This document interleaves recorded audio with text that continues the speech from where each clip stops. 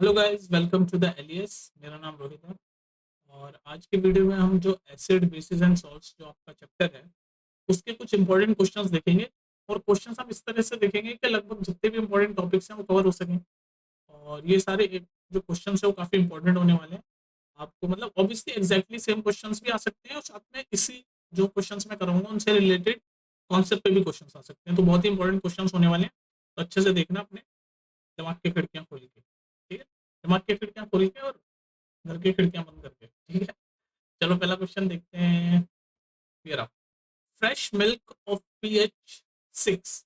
Fresh milk has pH of 6। How do you think the pH will change as it turns into curd? Explain. तो ये कह रहा है कि भाई जो फ्रेश मिल्क है उसकी पीएच वैल्यू होती है 6। फ्रेश मिल्क की पीएच वैल्यू है 6।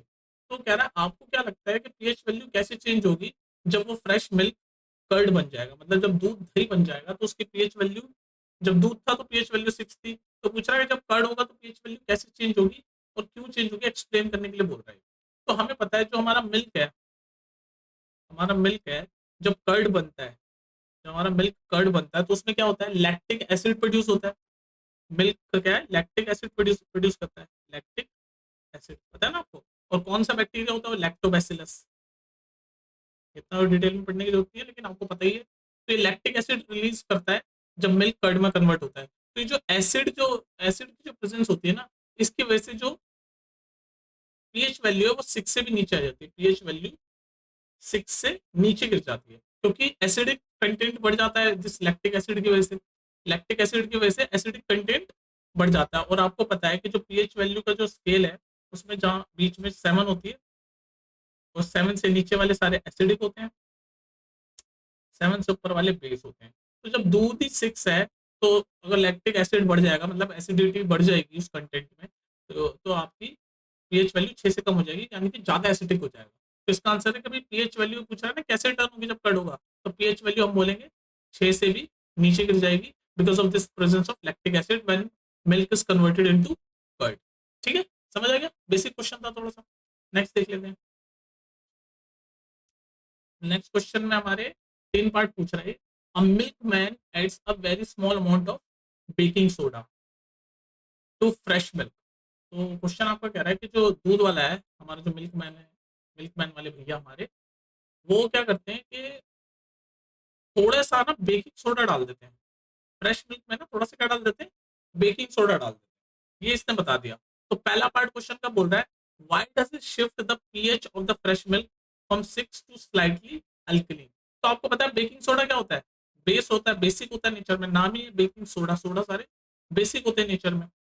तो जब वो बेकिंग सोडा हमारे फ्रेश मिल्क में मिला रहा है तो इसका मतलब वो कहीं ना कहीं, देखो फ्रेश मिल्क की पीएच वैल्यू 6 होती है, तो जब वो बेकिंग सोडा डालेगा तो कहीं ना कहीं वो पीएच वैल्यू क्या कर रहा है, शिफ्ट कर रहा है 6 से। तो क्यों शिफ्ट कर रहा है, तो वो इसलिए शिफ्ट कर रहा है कि जब वो बेकिंग सोडा डालता है ना तो झाग ज्यादा आते हैं, झाग। जब बेसिक बेसिक नेचर बढ़ जाएगा ना दूध का तो झाग ज्यादा दिखेंगे, झाग। तो झाग को केमिस्ट्री की भाषा में बोलते हैं एफरवेसेंस। क्या बोलेंगे, एफरवेसेंस। वो जो झाग है में हम बोलते हैं आसान भाषा में, उसको केमिस्ट्री की भाषा में क्या बोलोगे आप, एफरवेसेंस। तो ये एफरवेसेंस बढ़ाने के लिए ही वो क्या करता है, बेकिंग सोडा डालता है, जिससे क्या होता है उस मिल्क की पीएच वैल्यू भी शिफ्ट हो जाती है। पीएच वैल्यू क्या हो जाती है, शिफ्ट हो जाती है। और दूसरी बात, एक और चीज बात जानने वाली है कि देखो झाग तो बढ़ेंगे ही बढ़ेंगे, एफरवेसेंस तो आएगा ही। दूसरी बात ये कि जब आप इसके अंदर बेसिक डाल देते हो, बेसिक मतलब उसकी बेसिसिटी बढ़ा देते हो बेकिंग सोडा डाल के, तो क्या होता है कि वो जो दूध है ना वो खट्टा नहीं पड़ता। हम बोलते हैं ना दूध खट्टा पड़ गया, दूध फट गया, तो जो सॉरनेस होती है ना दूध की वो कम हो जाती है। उससे कि क्या है, दूध जल्दी से खराब नहीं होता। तो इसलिए वो ये बेकिंग सोडा थोड़ा सा डाल के उसकी क्या बोल देता है, जब अगर ज्यादा खट्टा हो जाएगा, ज्यादा एसिडिक हो जाएगा तो सॉर हो जाएगा मिल्क। तो वो सॉरनेस को कम करने के लिए बेकिंग सोडा डालता है। ठीक है, समझ गए पहला पार्ट। सेकंड पार्ट ये कह रहे हैं, what do expect to observe when milk come to boil. तो वही मैंने बोला कि जब आप दूध को बॉयल करते हो, जब बेकिंग सोडा डाले हुए दूध को बॉयल करते हो तो झाग ज्यादा बनते हैं, एफरवेसेंस ज्यादा बनते हैं। ठीक है, ये मैंने पहले ही बताया। थर्ड पार्ट ये कह रहा है, why does this milk take a longer time to set as a curd. तो ये कह रहा है कि ये वाला जो मिल्क होता है जिसमें बेकिंग सोडा मिला हुआ होता है उसको ज्यादा टाइम क्यों लगता है, दही बनने में ज्यादा टाइम क्यों लगता है। तो ये तो आप गैस करके आ रहे हो, इतना मैंने एक्सप्लेन कर दिया, अब तो गैस कर पाओगे आप कि भाई जो मिल्क है, मिल्क को कर्ड में कन्वर्ट होना है, इसका मतलब मिल्क क्या हो जाना चाहिए, एसिडिक होना चाहिए। कर्ड क्या होती है, खट्टी, एसिड मतलब खट्टी। एसिड की क्या फीचर होते हैं कि वो खट्टे होते हैं। तो मिल्क को कर्ड बनने के लिए एसिडिक कंटेंट बढ़ देना चाहिए, बढ़ जाना चाहिए, लेकिन बेकिंग सोडा डाल के उसने तो बेसिक कर दिया मिल्क को, तो ऑब्वियसली उसको खट्टे होने में थोड़ा टाइम लगेगा। तो यही रीजन है कि बेसिक जो बेकिंग सोडा हमने डाला उसकी वजह से ही दूध को कर्ड बनने में टाइम लग रहा है। ठीक है, और वो जल्दी से एसिडिक नहीं हो पा रहा, इसलिए ज़्यादा टाइम लगेगा क्योंकि उसने बेसिसिटी बढ़ा दी उसकी बेकिंग सोडा। समझ गए बात को।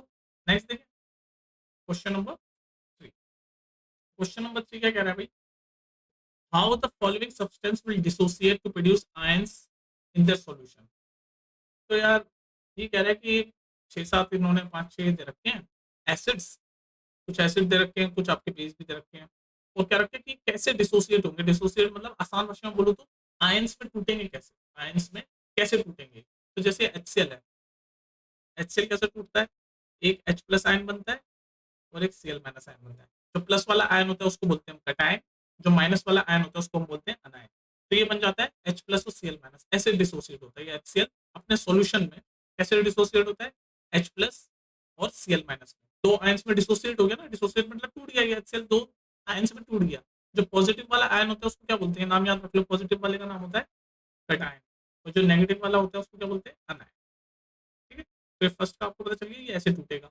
सेकंड देखो, नेक्स्ट देखो, नाइट्रिक एसिड कैसे, नाइट्रिक एसिड होता है आपका HNO3, HNO3, और ये अपने सॉल्यूशन में कैसे ब्रेक होगा, कटायन बनेगा H plus ion, cation plus वाला कटायन होता है, और NO3 माइनस आयन अनायन बन गया, तो ये ऐसे ब्रेक होता है। अब देखो जी, ऐसे करते जाएंगे बस। सल्फ्यूरिक एसिड क्या होता है, H2SO4, ये कैसे ब्रेक होगा, डिसोसिएट मतलब टूट रहा है, आसान भाषा में टूट रहे हैं, इसके आयंस टूट रहे हैं, एक पॉजिटिव आयन बनेगा एक नेगेटिव आयन बनेगा। तो H2SO4 सल्फ्यूरिक एसिड होता है, वो कैसे टूटेगा, सल्फ्यूरिक एसिड देखो H प्लस आयन बनेगा प्लस SO4 2 माइनस आयन, तो ये H के दो आयन होंगे, दो आयन, क्योंकि देखो हाइड्रोजन के यहाँ दो है ना, और 2H प्लस और SO4 2 माइनस, क्योंकि अगर प्लस के कटायन दो हो गए तो अनायन भी दो ही होंगे, तो ये याद रख लेना, इसमें बच्चे तो कई बार कंफ्यूज हो जाते हैं। सल्फ्यूरिक एसिड ऐसे ब्रेक होगा, ऐसे डिसोसिएट होगा। सोडियम हाइड्रोक्साइड, सोडियम हाइड्रोक्साइड मतलब NaOH, NaOH, ये कैसे डिसोसिएट होगा, ये सोडियम हाइड्रोक्साइड है NaOH, तो सोडियम कैटायन बनेगा पॉजिटिव और OH अनायन बनेगा यानी कि नेगेटिव। ठीक है जी। पोटेशियम हाइड्रोक्साइड वो भी सेम ऐसे इसी तरह का कुछ बनेगा। पोटेशियम हाइड्रोक्साइड होता है KOH, तो K प्लस कैटायन और OH माइनस अनायन, हो गया ना, डिसोसिएट हो रहे हैं सारे। उसके बाद मैग्नीशियम हाइड्रोक्साइड, देखो मैग्नीशियम हाइड्रोक्साइड भी ऐसे सल्फ्यूरिक एसिड की तरह होगा। तो मैग्नीशियम हाइड्रोक्साइड होता है Mg, दूसरे कलर से करते हैं इसको थोड़ा सा, MgOH2, ये होता है मैग्नीशियम हाइड्रोक्साइड। ये कैसे डिसोसिएट होगा, मैग्नीशियम के 2 प्लस आयन बनेंगे और OH के 2 OH माइनस अनायन बनेंगे। तो ये दोनों थोड़े से ट्रिकी हैं, इनको आप याद कर लेना। भाई देखिए ये क्वेश्चन आपका CBSE में आ चुका है 2014 में, ये क्वेश्चन पूरा आ चुका है। ठीक है, तो ये आपके जो सब्सटेंस है वो ऐसे डिसोसिएट होंगे, ये आपको पता होना चाहिए। नेक्स्ट देख लेते हैं, क्वेश्चन नंबर 4 है ना, क्वेश्चन नंबर 4 देखते हैं।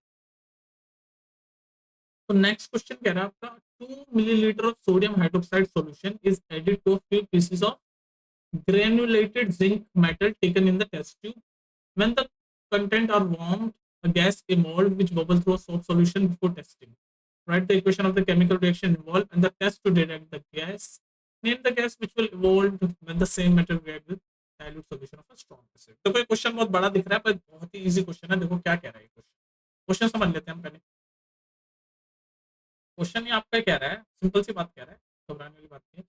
कह रहा है 2 millilitre sodium hydroxide solution zinc के ग्रेनुलर टुकड़े, जिंक मेटल के टुकड़े में डाले गए टेस्ट ट्यूब में। तो ऐसे टेस्ट ट्यूब है हमारी, ठीक है, ऐसे हमारी टेस्ट ट्यूब है, उसमें हमारे जिंक के ग्रेन्यूल, जिंक की मान लो जिंक के टुकड़े हैं छोटे छोटे, जिंक, जिंक, ठीक है, और उसके अंदर हमने ये डाला सोडियम हाइड्रोक्साइड सॉल्यूशन डाला, सोडियम हाइड्रोक्साइड मान लो ऐसे सॉल्यूशन डाला, सोडियम हाइड्रोक्साइड सॉल्यूशन, ठीक है, सोडियम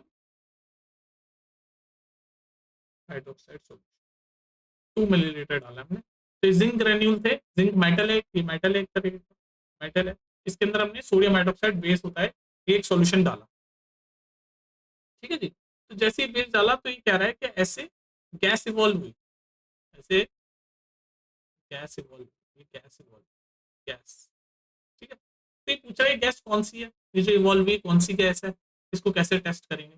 तो देखो हम जैसे ही गैस इवॉल्व हुई ना, तो हम क्या करेंगे, हम ये गैस इवॉल्व हुई है तो हम इसके मुंह के पास लाके ना ऐसे फायर, कोई भी हम स्प्लिंटर वगैरह से ऐसे हल्का सा आग से हम टेस्ट करेंगे। तो ऐसे फायर के पास रखेंगे, इसके मुंह के पास, टेस्ट ट्यूब के पास, मुंह के पास फायर लाएंगे स्प्लिंटर के थ्रू, केमिस्ट्री में लैब में होता है ना स्प्लिंटर, उसके थ्रू ऐसे आग लाएंगे। तो क्या होगा, जैसे आग लाएंगे गैस इस आग के कांटेक्ट में आएगी तो पॉप साउंड होगा, एकदम पॉप, पटाख के टाइप पट करके एक साउंड आएगा, जो कि ये बताता है कि ये जो गैस है कौन सी गैस है, ये है हाइड्रोजन गैस।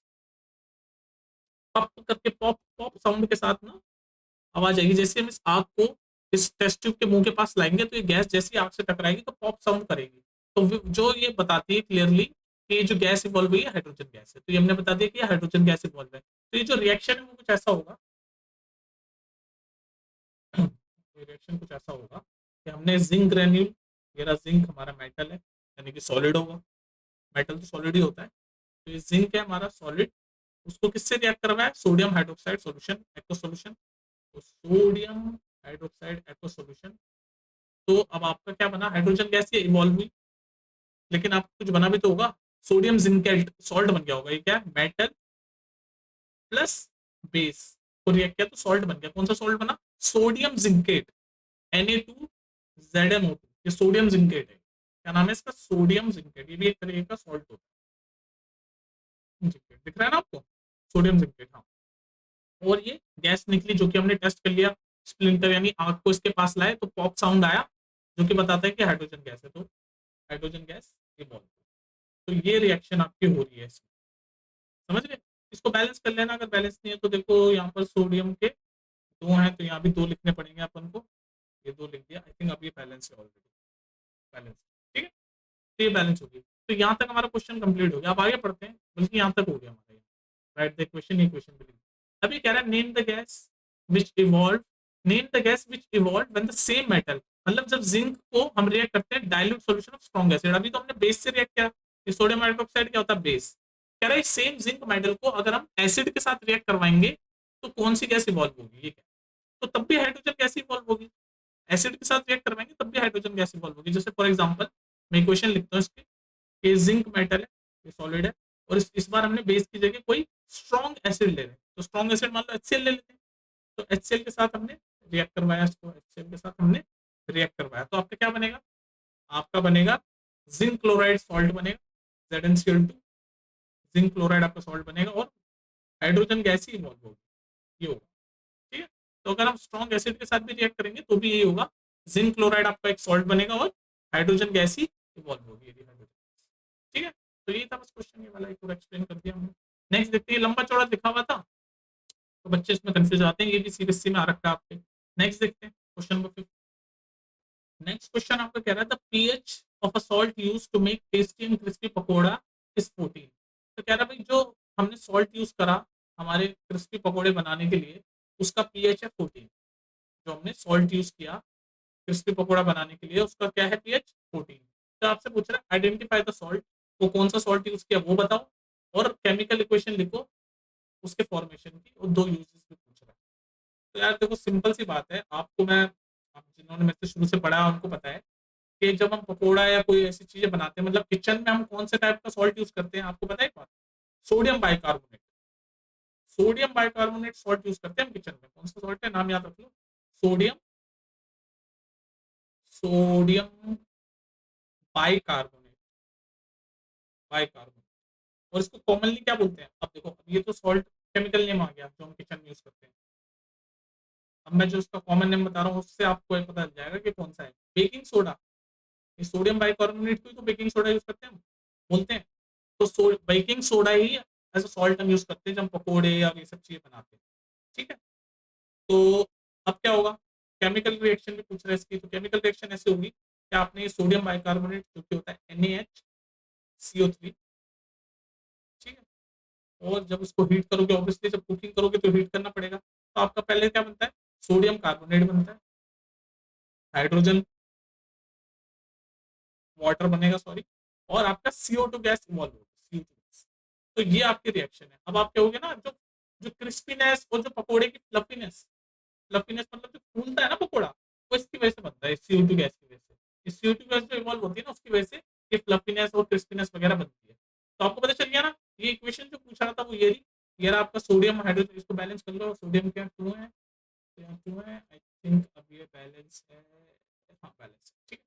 बैलेंस करनी नहीं आती तो आप सीख लेना, वीडियो बना रखते। तो एनीवेज, तो पूछा था केमिकल इक्वेशन क्या होगी जब आपका सोडियम बाइकार्बोनेट, जो कि एक बेकिंग सोडा है, किचन में यही वाला सॉल्ट यूज होता है, इसको जब हीट करेंगे तो आपका सोडियम कार्बोनेट और H2O और CO2 गैस इवॉल्व होती है, और CO2 गैस से ही पकोड़े की फ्लफीनेस यानी कि फूलना और क्रिस्पीनेस बनती है, ठीक है। ये कह रहा है दो यूजेस भी बताओ इसके। तो मैंने आपको बताया कि भाई इसका पहला यूज तो है सॉल्ट का, बेकिंग सोडा का पहला यूज ये है कि बेकिंग पाउडर जो बनता है ना, उसको बनाने में भी ये बेकिंग सोडा यूज होता है, तो in the manufacturing of baking powder. दूसरा जो हमारे एंटासिड होते हैं ना, डाइजीन वगैरह जो हम लेते हैं, जब हमें एसिडिटी हो जाती है, जैसे इनो या लिक्विड डाइजीन, जो भी हम डाइजीन वगैरह लेते हैं हमारी एसिडिटी को बैलेंस करने के लिए, जो हम लेते हैं, तो वो उनको उनको बनाने के लिए जिसको हम बोलते हैं एंटासिड्स, वो जो मेडिसिन होती है जैसे इनो, इनो डाइजीन, इनको बनाने के लिए भी आपका ये बेकिंग सोडा यूज होता है। तो ये जो दो यूजेस थे वो भी हमने बताए, एक तो बेकिंग पाउडर के मैन्युफैक्चरिंग के लिए, और एंटासिड्स। देखो ना इसका नाम देखो, एसिड्स, तो एंट मतलब एंटी एसिड होते हैं, एसिड को मारेंगे। जो इनो वगैरह लेते हैं हमारे पेट में एसिडिटी बढ़ती है, उसको कमी तो करता है, तभी तो उसका नाम है एंटी एसिड, उसको शॉर्ट में बोलते हैं एंट एसिड। ये जो वर्ड है एंट, एंट बना है एंटी से, एंटी मतलब किस चीज को अपोज कर रहा है, किसको अपोज कर रहा है, एसिड को। तो एंट एसिड्स को बनाने के लिए भी हमारा सोडियम बाइकार्बोनेट यानी कि बेकिंग सोडा यूज होता है, और बेकिंग पाउडर को बनाने के लिए भी सोडियम बाइकार्बोनेट यूज होता है। तो ये दो यूजेस हो गए, ठीक है। नेक्स्ट देख लो, चलिए क्वेश्चन नंबर 6 कह रहा है what is tooth animal chemically, state the condition when it starts corroding, what happens when food particles left in the mouth after eating degrades, why do doctors suggest use of tooth powder slash toothpaste to prevent tooth decay। तो जो हमारा tooth animal होता है ना, tooth animal वो chemically होता है calcium phosphate. जो हमारा टूथ एनिमल है, ये जो पूछा ना कि टूथ एनिमल केमिकली क्या होता है, क्या होता है पूछा ना क्वेश्चन मार्क। तो जो टूथ एनिमल होता है वो होता है कैल्शियम फोस्फेट, और इसका जो पीएच होता है ना, वो अराउंड 5.5 होता है। तो जब हम खाना वाना खाते हैं, जब हम खाना खाते हैं तो खाने के अंदर जो फूड पार्टिकल्स हैं हमारे, उसमें शुगर है, सॉल्ट है, जो भी whatever, जो भी फूड पार्टिकल्स हैं, वो अगर हमारे माउथ में रह जाता है, तो जो माउथ के अंदर जो बैक्टीरिया होते हैं ना, वो उस फूड पार्टिकल को कन्वर्ट कर देते हैं एसिडिक एसिड में। जो हमारे माउथ के अंदर जो बैक्टीरिया है और जो फूड पार्टिकल जो हमारे टूथ में रह जाता है, वो शुगर हो सकता है, कोई सा भी फूड पार्टिकल जो रह जाता है, वो हमारे माउथ के बैक्टीरिया उसको क्या कर देते हैं, एसिड कर देते हैं। और जब एसिड कर देते हैं तो इसका मतलब उसका पीएच वैल्यू 5.5 से नीचे गिर जाता है। एसिडिक वैल्यू यानी कि 7 से नीचे नीचे वाले सारे एसिडिक होते हैं। तो ये जो कैल्शियम फॉस्फेट है, इसका ओरिजिनल पीएच तो 5.5 है, लेकिन अगर फूड हमारे टीथ में रह गया जो कि एसिडिक हो चुका है, बैक्टीरिया ने इस फूड पार्टिकल ब्रेक करके उनको एसिडिक बना दिया, तो हमारे टूथ का भी एसिड लेवल नीचे गिर जाता है। तो इसीलिए जो डॉक्टर होते हैं ना, वो सजेस्ट करते हैं कि जब आप खाना खाओ तो उसके बाद टूथ पाउडर टूथपेस्ट से आप अपने दांत को क्लीन कर लो, क्योंकि जो टूथ पाउडर और टूथपेस्ट होते हैं ये बेसिक होते हैं नेचर में, बेसिक।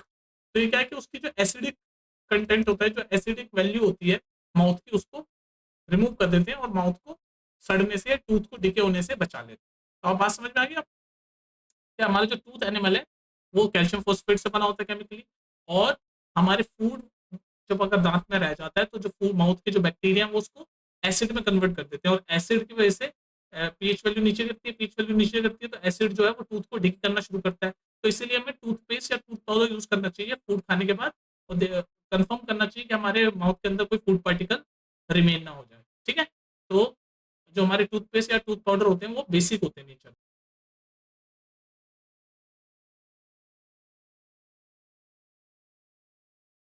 कंटेंट को कम कर देते हैं, राइट। नेक्स्ट देखते हैं, चलिएगा ये क्वेश्चन पूछ रहा है ये 7 क्वेश्चन जो है 3 पार्ट में है। तो पहला पार्ट कह रहा है chemical compound x, chemical compound है जिसका नाम ये एक्स बोलते हैं,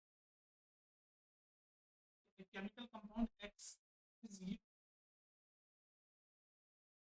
ओके गाइस थोड़ा इंटरप्शन हो गया था। तो हम कहाँ थे, पहला क्वेश्चन हम बोल रहे थे 7th का 3 पार्ट में था, तो पहला क्वेश्चन है chemical compound x is used in, एक कोई केमिकल कंपाउंड है जिसका एक्स नाम दे रखा है, वो कह रहा है कि यूज होता है वो ग्लास और सोप इंडस्ट्री में, मतलब ग्लास मेकिंग इंडस्ट्री और सोप मेकिंग इंडस्ट्री में वो यूज होता है।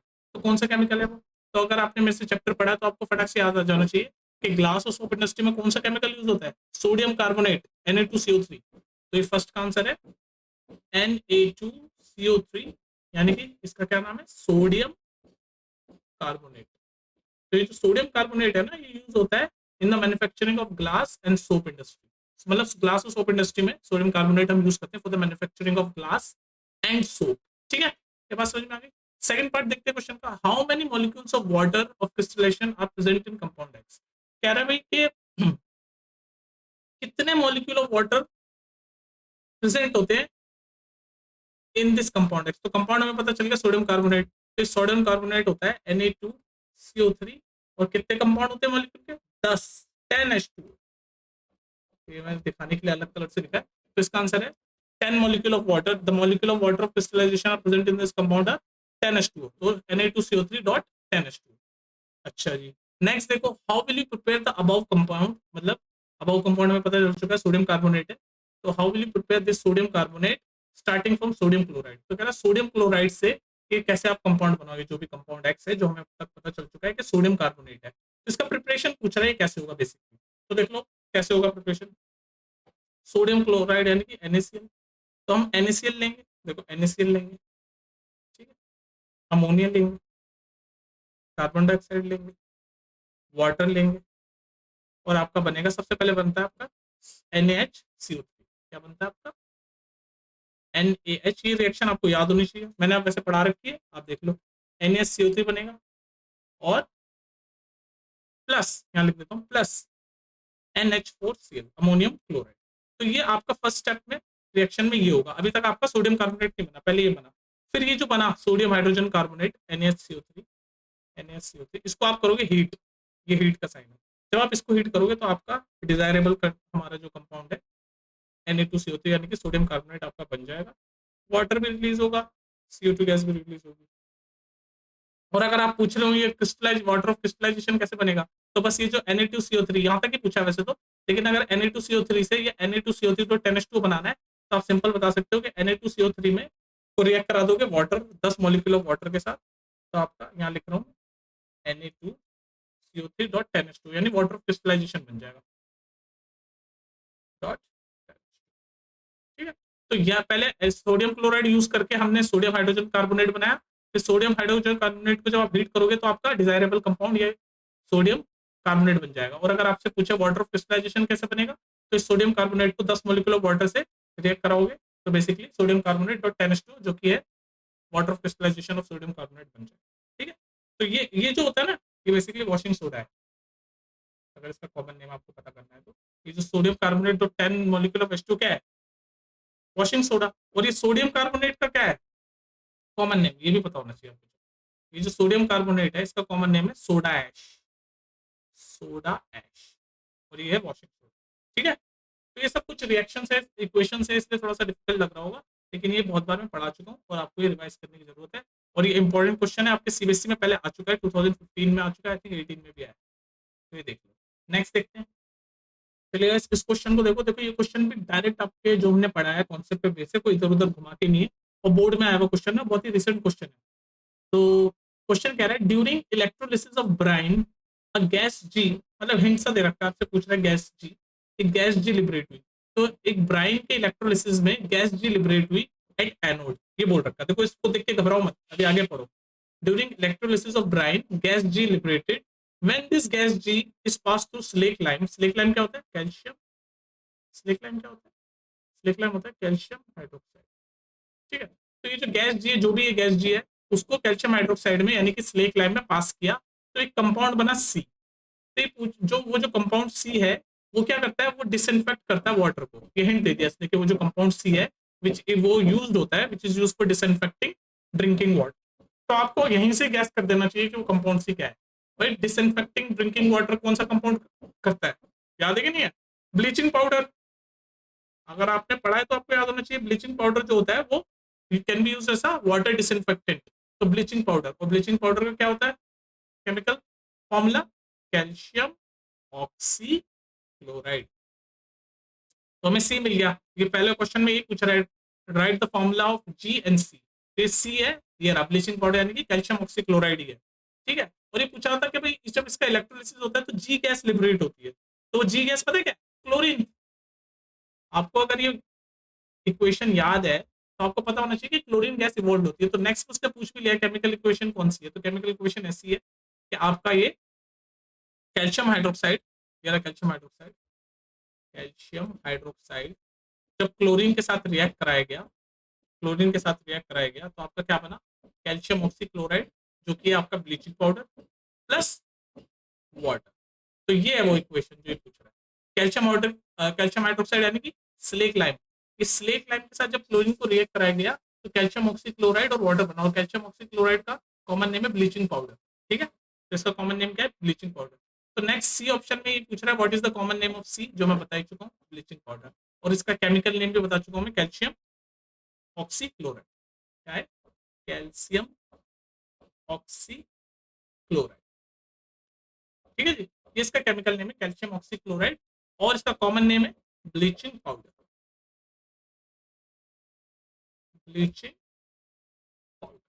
तो ये दोनों आपको पता होना चाहिए। इसने देखो इस क्वेश्चन में कैसे बच्चे कंफ्यूज रहते हैं, कैसे हिंट सा पूछ लिया कि यार क्या होगा इसमें, ऐसे हिंट से इसने पूछ लिया कि भाई during electrolysis of brain a gas G is liberated at anode when this gas G is passed through slake lime। तो यहीं से आपको गैस कर देना चाहिए कि गैस G को स्लेक लाइम में पास करें, मतलब गैस G और स्लेक लाइम यानी कैल्शियम हाइड्रोक्साइड का ये रहा, ये गैस G यानी कि क्लोरीन, और ये कैल्शियम हाइड्रोक्साइड यानी कि स्लेक लाइम का जब रिएक्ट हुआ तो कंपाउंड सी बना, ये कंपाउंड सी है कैल्शियम ऑक्सीक्लोराइड।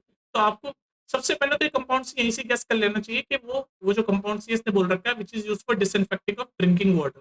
तो ड्रिंकिंग वाटर के लिए ब्लीचिंग पाउडर यानी कि कैल्शियम ऑक्साइड क्लोराइड हम यूज करते हैं। तो यहाँ से आपको याद आ जाना चाहिए। और एक बार आपको याद हो जाए कि ब्लीचिंग पाउडर है तो फिर ये इक्वेशन आपको याद होनी चाहिए। देखो सीबीएसई में आपको सारी इक्वेशन याद करनी पड़ेगी इन तीनों चारों चैप्टर की, चाहे वो केमिकल इक्वेशन एंड रिएक्शन है, चाहे एसिड बेसिस है, चाहे मेटल नॉन मेटल, तीनों चैप्टर की आपको इक्वेशन याद करनी पड़ेगी। मैंने बहुत बार पढ़ाई है, प्लेलिस्ट में आके देख लेना, अच्छे से डिटेल में समझाई दी है मैंने, ठीक है। तो ये समझ आइए क्वेश्चन, और देखो कितना अच्छा क्वेश्चन है ये, और ये पता नहीं 3 या 4 मार्क्स कितने मार्क्स का आया था, और है इजी है। नेक्स्ट देखते हैं, चलिए गाइस ये क्वेश्चन देखो, क्वेश्चन नंबर 9 क्या कह रहा है, a white powder is used by doctors to support fractured bone. जैसे डॉक्टर और फ्रैक्चर बोन आपके सामने आया होगा, आपको दिमाग में क्लिक हो जाना चाहिए कि कौन से व्हाइट पाउडर की बात कर रहा है। भाई डॉक्टर फ्रैक्चर बोन के लिए जो सपोर्ट के लिए जो व्हाइट चीज लगाता है वो क्या है, तो पहला तो इसने ये पूछ लिया उसका नाम क्या है, उसका क्या केमिकल फॉर्मूला क्या है। तो ये तो आपको फटाक से पता चल जाना चाहिए कि उसका नाम है प्लास्टर ऑफ पेरिस, जिसको हम शॉर्ट में पीओपी भी बोलते हैं, प्लास्टर ऑफ पेरिस, पीओपी। और इसका केमिकल फॉर्मूला क्या होता है, calcium sulphate CaSO4 dot half, half, ये हाफ आधा मॉलिक्यूल ऑफ वाटर होता है, हाफ मॉलिक्यूल ऑफ वाटर, ये है आपका प्लास्टर ऑफ पेरिस, ठीक है। ये है आपका प्लास्टर ऑफ पेरिस। तो ये जो व्हाइट पाउडर की जो बात कर रहे हैं, जो फ्रैक्चर बोन्स पे लगाते हैं ना व्हाइट व्हाइट, डॉक्टर वगैरह हड्डियों पे लगाते हैं, तो यही होता है calcium sulphate dot half molecule of water, और जिसका नाम है plaster of Paris. POP short में मैंने लिखा, समझ जाओगे ना, plaster of Paris. Second question इसी से पूछ रहा है, how is this powder prepared. ये पाउडर जो है, ये calcium sulphate dot half H2 बनता कैसे, तो ये बनता है जिप्सम को हीट करके। जिप्सम, ये जो जिप्सम है, इसको जब आप हीट करते हो, ये हीट का साइन है, ये जो ट्रायंगल से बना हुआ है, इस जिप्सम को जब आप हीट करते हो तो आपका ये पीओपी बन जाता है। तो इसका जरा मैं इक्वेशन लिख के दिखाता हूँ आपको। जिप्सम होता है कैल्शियम, दूसरे कलर से दिखाता हूँ, जिप्सम होता है कैल्शियम सल्फेट डॉट, दो मॉलिक्यूल होते हैं उसमें, दो molecule of water, calcium sulphate dot two molecule of water. तो उसको जब आप हीट करोगे, जब calcium sulphate dot two molecule of water यानी कि इसका नाम है जिप्सम, इसको जब आप हीट करोगे तो कुछ मॉलिक्यूल ऑफ वाटर उड़ जाएंगे। भाई पानी को जब आप हीट करते हो तो कुछ वेपर हो जाता है, तो इसमें से जो दो मॉलिक्यूल ऑफ वाटर है, इसमें से कुछ मॉलिक्यूल आपके क्या हो जाएंगे, हीट हो जाएंगे। तो जब आपका जब कुछ मॉलिक्यूल हीट हो जाएंगे तो क्या बनेगा आपका, बताओ मुझे क्या बन जाएगा। अरे अब तो गैस कर पा रहे होंगे। आपका एक केमिकल फॉर्मूला यानी कि जो वाटर व्हाइट पाउडर है, जो आपका प्लास्टर ऑफ पेरिस है, ये बनाना है ना हमें। तो जिप्सम यानी कि CaSO4 dot two molecule of water को हीट करोगे तो आपका बन जाएगा कैल्शियम सल्फेट डॉट, यही POP, half molecule of water, यानी कि पीओपी बन गया, प्लस दो में से आधा गया तो डेढ़ बचे, तो वन वन बाय हाफ यानी कि डेढ़ मॉलिक्यूल ऑफ वाटर उड़ गया। तो ये आपका बन गया, ऐसे प्रिपेयर होता है आपका, ये ऐसे प्रिपेयर होता है। तो ये आपका क्या है, जिप्सम, इसको हीट किया तो आपका बन गया ये रहा। POP, calcium sulphate dot half molecule of H2 यानी कि पीओपी यानी कि प्लास्टर ऑफ, ठीक है। थर्ड क्वेश्चन देखो जी, ये ना third question, when this white powder यानी कि ये calcium sulphate half molecule of H2, when this white powder is mixed with water, a hard solid mass is obtained. तो कह रहे हैं इस व्हाइट पाउडर को जब आप पानी के साथ मिक्स करते हो तो एक हार्ड सॉलिड सब्सटेंस बनता है, तो वो हार्ड सॉलिड सब्सटेंस ये जिप्सम ही है। मतलब इस रिएक्शन को उल्टा करना है हमें, जैसे भी हमने इस जिप्सम को हीट किया तो कैल्शियम सल्फेट बना और 1.5 मॉलिक्यूल ऑफ वाटर उड़ गया। ये आप कह रहे हैं कि इस व्हाइट पाउडर यानी calcium sulphate half molecule of water को में पानी मिला दो, तो ये रहा calcium sulphate dot half molecule of water में हमने क्या मिला, पानी मिला दिया, मान लो 1.5 मॉलिक्यूल ऑफ पानी मिला दिया, ये तो कह रहा है मिक्स विद वाटर, तो आपका एक हार्ड सॉलिड सब्सटेंस बना, वही जिप्सम ही है, तो आपका बन जाएगा कैल्शियम सल्फेट डॉट आधा और 1.5 कितना होता है 2, ये बन गया आपका, ये है वो हार्ड सब्सटेंस, तो इसका नाम है जिप्सम। तो बेसिकली इसी रिएक्शन को उल्टा बोल रहा है, इसमें जिप्सम को हीट किया तो आपका पीओपी बन गया, इसमें पीओपी में पानी मिक्स किया, ये कह रहा है ना पानी मिक्स कर दो, पीओपी में पानी मिक्स किया तो आपका जिप्सम बन गया, बस वही कह रहा है, ठीक है। ठीक है जी, नेक्स्ट क्वेश्चन या इसी क्वेश्चन का last part, give one more usage of this white powder. ये जो पीओपी का है एक यूसेज तो इसने बता दिया खुद ही क्वेश्चन में कि डॉक्टर अपने फ्रैक्चर बोन्स पे, वही जो फ्रैक्चर पे हम व्हाइट प्लास्टर लगाते हैं ना, वही है पीओपी, प्लास्टर ऑफ पेरिस। कह रहे इसके अलावा एक और यूज बताओ, तो एक और यूज है जो हमारे घर में जो भी डेकोरेशन पीसेस होते हैं ना, व्हाइट व्हाइट उससे बनते हैं, व्हाइट कलर के जो होते हैं व्हाइट डेकोरेशन पीसेस, या सीलिंग पे हमारी जो डिजाइन होती है व्हाइट कलर की, तो वो सब आप इसी व्हाइट पाउडर यानी कि पीओपी से बनती है। पीओपी तो हम कॉमनली भी यूज करते हैं अपनी लाइफ में, तो ये जो एक और यूसेज है for the decorative purpose of ceiling and toys, toys वगैरह भी बनते हैं पीओपी के, तो ये होगा, ठीक है। नेक्स्ट देखिए, चलिए इस क्वेश्चन को देखो, ये क्वेश्चन कह रहा है right physical properties each of acid and base, तो एसिड और बेस की तीन तीन आपको फिजिकल प्रॉपर्टीज लिखनी है, तो ये तो थोड़ा सा बेसिक सा क्वेश्चन हो गया, और ये भी गलत कर देते हैं बच्चे, हम नहीं करेंगे लेकिन, तो एसिड और बेस के आपको तीन तीन फिजिकल प्रॉपर्टी लिखनी है, वैसे तो बहुत सारी मैंने करवा रखी है, पर उसमें से तीन ही पूछ रहा है, तो हम अच्छे अच्छे वाले लिखते हैं तीन फिजिकल प्रॉपर्टीज। तो पहले देखो आप ये लिख सकते हो कि एसिड के लिख लेते हैं, यहाँ पर ये एसिड है ना, और ये आपका बेस, इनकी तीन तीन हम फिजिकल प्रॉपर्टी लिखते हैं। तो मान लो एसिड की पहली फिजिकल प्रॉपर्टी हमें सबसे इजी यही है, छोटी क्लास में भी हमने पढ़ा है कि एसिड का जो टेस्ट होता है वो सॉर होता है, तो acids are sour in taste, खट्टे होते हैं, सॉर इन टेस्ट। दूसरा क्या है, दूसरा क्या बोल सकते हो एसिड के बारे में, एसिड जब लिटमस टेस्ट में होते हैं तो वो ब्लू लिटमस को रेड कर देते हैं, asset turns blue litmus red, बस बेस का उसको उल्टा करते रहना इन तीनों में। और एसिड की एक और प्रॉपर्टी आप बोल सकते हो, एसिड जो नेचर में क्या होते हैं, कोरोसिव होते हैं, कोरोसिव मतलब एसिड जो है, अगर एसिड आप आप अपने किसी प्रोडक्ट पे डालोगे तो उसको उस पर कोरोजन कर देंगे, तो acid are corrosive in nature, ये बहुत ही अच्छा पॉइंट है, एसिड्स आर कोरोसिव, ये ज्यादातर बच्चे ये लोग ये वाला पॉइंट नहीं लिखते, कोरोसिव इन नेचर, ठीक है।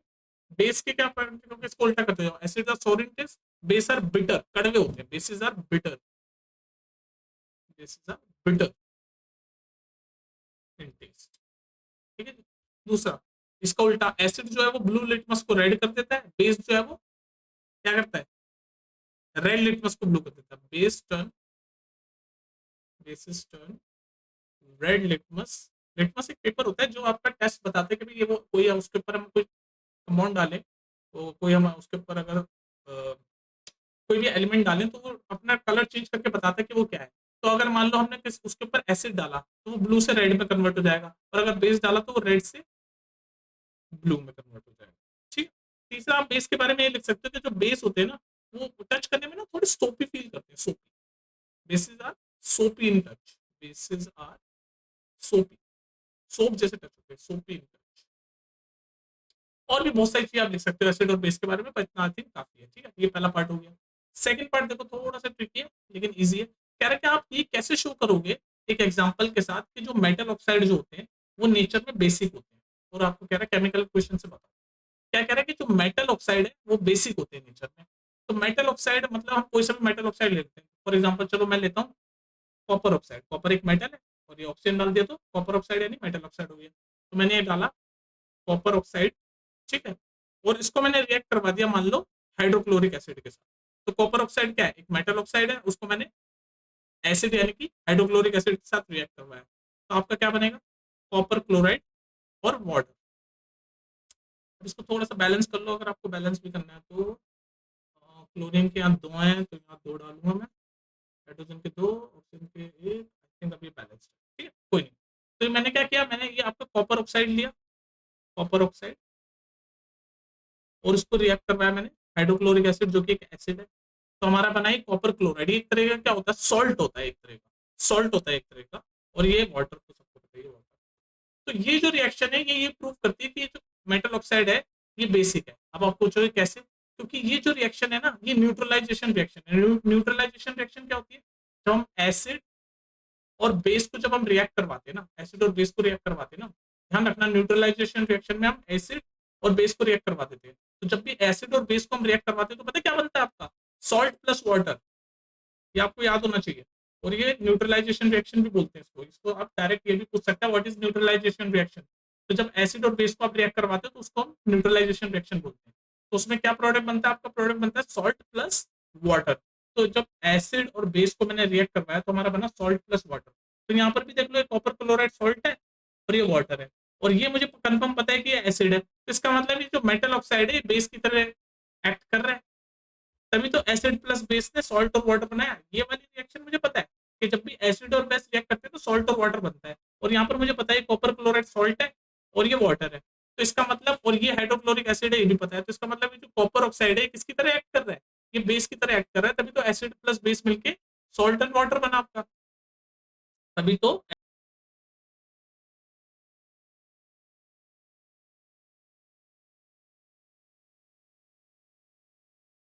ऑक्साइड है जो एक मेटेलिक ऑक्साइड है। तो मैंने यहाँ पर क्या प्रूव किया कि जो कॉपर ऑक्साइड है जो कि एक मेटल ऑक्साइड है ये किसकी तरह एक्ट कर रहा है, बेस की तरह एक्ट कर रहा है, और ये मैंने प्रूव कर दिया। हाउ विल यू शो, तो इस रिएक्शन से मैंने शो कर दिया। और क्योंकि हमें पता है न्यूट्रलाइजेशन रिएक्शन में कि एसिड प्लस बेस मिलकर सॉल्ट एंड वाटर बनाते हैं, तो यहाँ पर भी ये बेस है ये एसिड है, तो एसिड प्लस बेस मिलकर सॉल्ट एंड वाटर बना। ठीक है, तो ये भी इंपॉर्टेंट क्वेश्चन है, इस तरह क्वेश्चन बहुत पूछे जाएंगे। तो आई थिंक काफी इंपॉर्टेंट क्वेश्चन हमने इस चैप्टर के कवर कर लिए। और भी देखो, अब सबसे पहले आप एनसीईआरटी क्वेश्चन सॉल्व करना, फिर ये सारे इंपॉर्टेंट क्वेश्चन देखना। पर अगर आप ये वीडियो देखोगे तो आपको बहुत मदद मिलेगी पूरे चैप्टर को रिवाइज करने में। ठीक है, चलो फिर मिलते हैं नेक्स्ट वीडियो में, ये सीरीज चलती रहेगी। और कुछ भी अगर आपको पूछना हो या पढ़ना हो कि भाई कोई नेक्स्ट टॉपिक क्या पढ़ना है तो मुझे कमेंट सेक्शन में बता दें। ठीक है, चलो फिर मिलते हैं नेक्स्ट वीडियो में।